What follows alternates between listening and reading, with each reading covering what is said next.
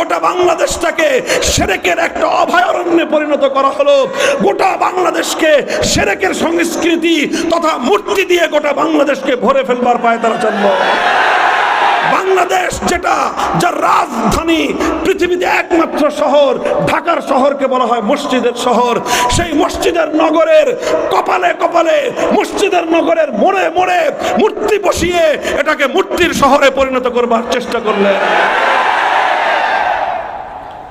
আর ঢাকার প্রান্তে ধোলাইখালে, সেখান থেকে যেখান থেকে বাংলাদেশের সর্ববৃহৎ মেগা দুর্নীতির মেগা প্রজেক্ট পদ্মা সেতুর প্রজেক্ট শুরু হয়, ওর মাথার উপর বিশাল এক দেবতার মূর্তি বসানোর আয়োজন করলেন।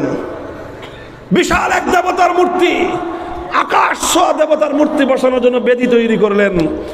সেই বেদি তৈরির ভাবসাব দেখে ঢাকার তৌহিদি জনতা প্রতিবাদ করলো। স্থানীয় জনতাকে যে কোনোভাবে ভয় ভীতি দেখিয়ে এলাকা থেকে বিতাড়িত করলো। আমরা জাতীয় পর্যায়ে কথা বললাম। আমরা যখনই এই মূর্তির বিরুদ্ধে কথা বলা শুরু করলাম, ক্ষিপ্ত হলেন মূর্তি পূজারীরা, ক্ষিপ্ত হলেন মূর্তির ধ্বজাধারীরা। তারা আমাদের বিরুদ্ধে নানাভাবে ষড়যন্ত্র জাল বুনতে আরম্ভ করলেন। আমরা তখনও বলেছিলাম, আমরা কল্যাণকামী, আপনাদের শত্রু নই।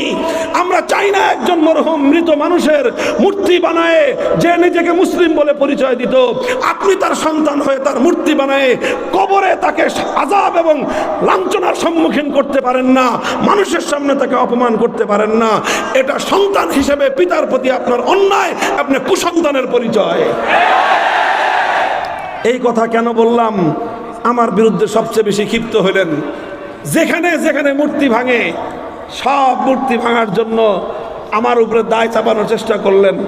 আমি বললাম যে পরিষ্কার কথা, আমরা মূর্তি ভাঙা আমাদের কাজ না, কিন্তু মূর্তির বিরুদ্ধে কথা বলা আমাদের দায়িত্ব। আমাদের হাতে যদি ক্ষমতা আসে, আল্লাহ পাক যদি আমাদেরকে রাষ্ট্র ক্ষমতা প্রদান করেন, রাষ্ট্র ক্ষমতা প্রদান করার প্রথম মুহূর্তে জাতীয় স্থাপনায় যত মূর্তি থাকবে, চাই সেটা শেখ মুজিবুর রহমান সাহেবের মূর্তি হোক, জিয়াউর রহমান সাহেবের মূর্তি হোক, আমার বাবারও যদি মূর্তি থাকে, সে মূর্তি আমরা প্রথম মুহূর্তেই ভেঙে গুড়িয়ে দেব। পরিষ্কার কথা,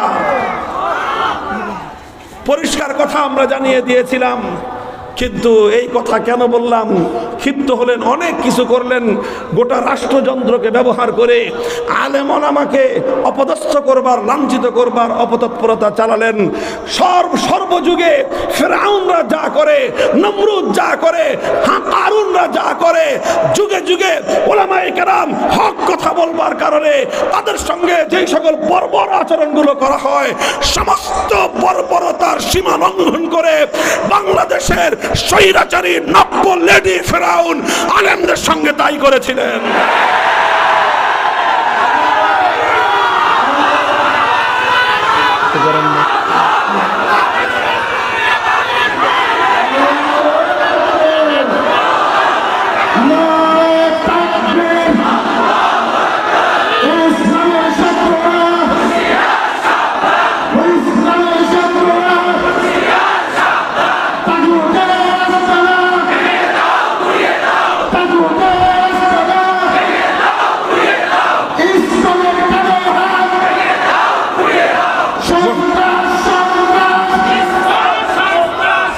মোহতারাম হাজিরিন, কথা যেটা বলতেছিলাম, এই প্রসঙ্গে আমার আলোচনা শেষ।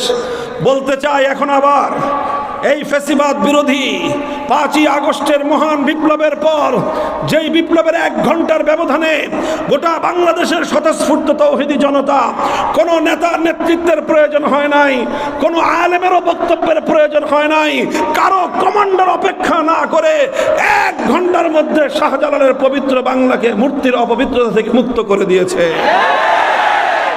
আমাদের এই সব কথা হলো মুসলিম জাতির এই জাতীয় স্থাপনাগুলো মূর্তি নিয়ে, আমরা হিন্দু ধর্মাবলম্বী সংখ্যালঘুদের তাদের মূর্তি নিয়ে আমাদের কোনো বক্তব্য নাই। সেখানে আমাদের একটাই বক্তব্য, দাওয়াত, যে দেখো তোমরা শিরকের পথে আসো, জাহান্নামের পথে, একত্ববাদের পথে ফিরে আসো, ঈমান এবং ইসলামকে গ্রহণ করো। এছাড়া তাদের মূর্তির ব্যাপারে আমাদের কোনো বক্তব্য নাই। তোমরা তোমাদের মন্দিরে মূর্তি বানাও, সেই মূর্তি ভাঙার কথা আমরা কোনোদিনও বলি নাই, বলবো না।